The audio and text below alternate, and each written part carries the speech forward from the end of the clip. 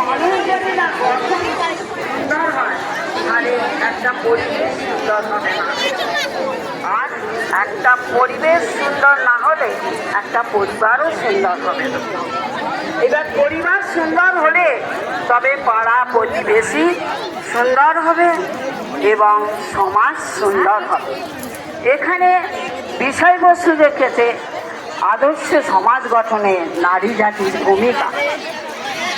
কারণ নারী হচ্ছে এই পৃথিবীর সর্বশ্রেষ্ঠ মানুষ। নর নারী মিলে